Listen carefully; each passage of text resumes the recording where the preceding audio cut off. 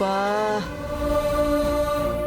తాతయ్య, నాన్న నాన్న తాతయ్య, నాకు ఊహ తెలిసాక నాన్నని ఇప్పుడే చూస్తున్నా.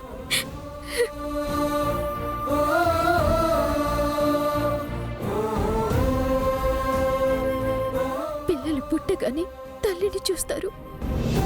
ఎదిగేటప్పుడు తండ్రి వేలు పట్టుకొని నడుస్తారు. ఆడపిల్లగా తండ్రి చాటు బిడ్డగా నాన్న ప్రేమని పొందాలనుకున్నాను. కానీ ఇన్నాళ్ళు నాకు అదృష్టం లేదు.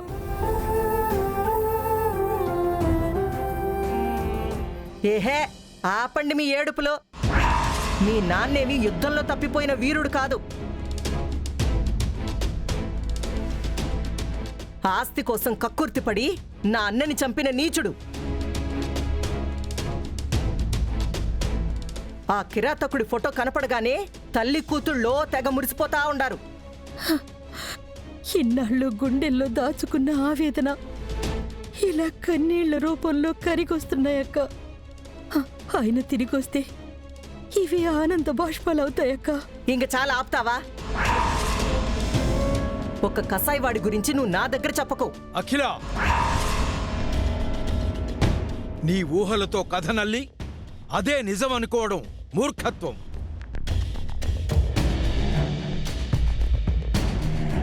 ఎవరు దోషో ఎవరు నిర్దోషో, నా కొడుకుని చంపింది ఎవరో శ్రీహరి ఇంట్లో అడుగు పెట్టగానే తెలుస్తుంది.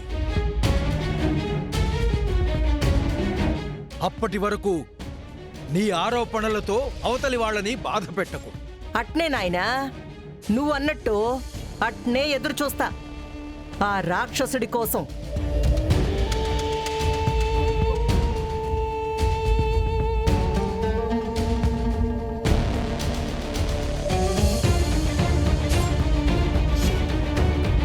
అమ్మా కృష్ణవేణి, నీ అక్క గురించి తెలిసిందే కదమ్మా. నువ్వేం బాధపడకు తల్లి. నాన్న, అలవాటైపోయిన అవమానాలే కదా నాన్న. ఇన్నాళ్ళు భరించాను, సహించాను. ఆయన వచ్చే వరకు ఇలాగే ఓర్చుకుంటాను. అమ్మా, నాన్న త్వరలోనే మన దగ్గరికి వస్తాడని నాకు నమ్మకం కలుగుతుందమ్మా.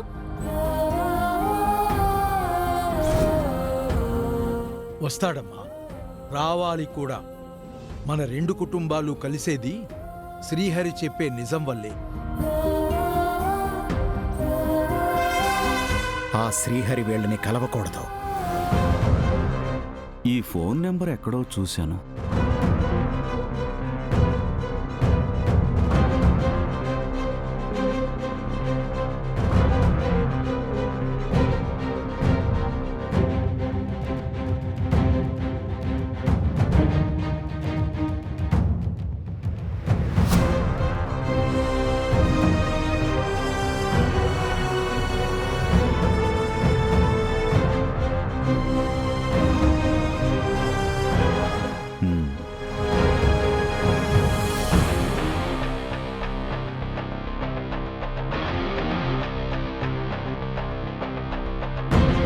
ఇలా పేపర్లో వేసింది నన్ను వెతుకుతుంది గరుడాచలమేనా, లేదంటే నా మేనలుడా? ఎవరై ఉంటారు? ఈ యాడిచ్చింది వెంకీనే కాబట్టి ఆ శ్రీహరి వెతుక్కుంటూ ప్రెస్ దగ్గరకు వస్తాడు. అక్కడికి వెళ్తే శ్రీహరికి సంబంధించిన వివరాలు తెలుస్తాయి. అలాగే వెంకీ మీద కూడా నిఘా పెట్టాలి.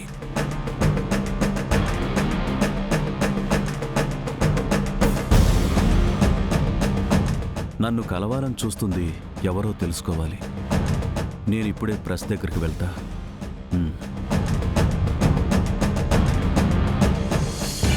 నమస్కారం అండి. నమస్కారం సార్, చెప్పండి. మీతో చిన్న పనిపడి వచ్చాను. యాడ్ ఇవ్వాలనుకుంటున్నారా? లేదు లేదు, ఒకరి అడ్రస్ కనుక్కోవాలి, అందుకే వచ్చాను. ఎవరి గురించి సార్? ఈ ఫోటోలో ఉన్న వ్యక్తి గురించి నీకేమన్నా తెలుసా?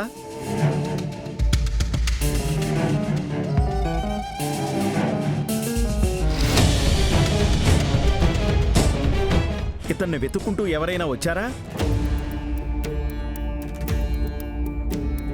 చెప్పండి, ఎవరైనా వచ్చారా? లేదండి, రాలేదు.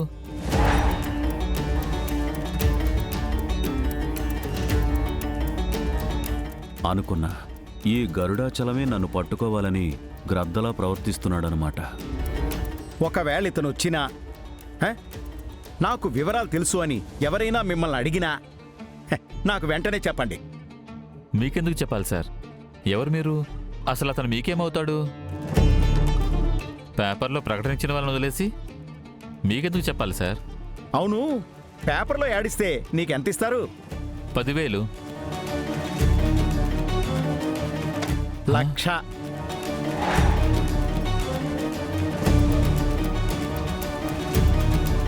ఈ డబ్బు అడ్వాన్సే.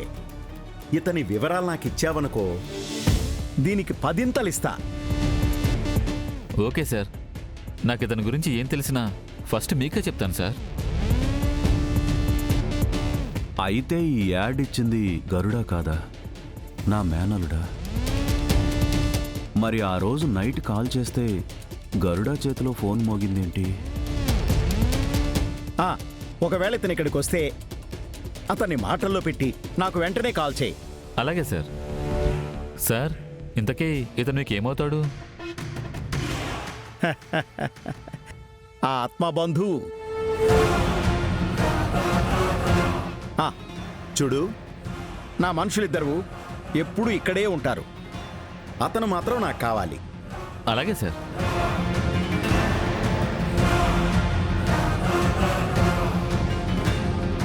నా కోసం ఇంతలా గాలిస్తున్నాడంటే భార్గవ్ నాయుడిని చంపింది గరుడానే అని నేను బయట పెడతానని భయపడుతున్నాడు. ఎలాగైనా నా చెల్లెల్ని మేనల్లుణ్ణి కలవాలి, వాళ్ళకి నిజం చెప్పాలి.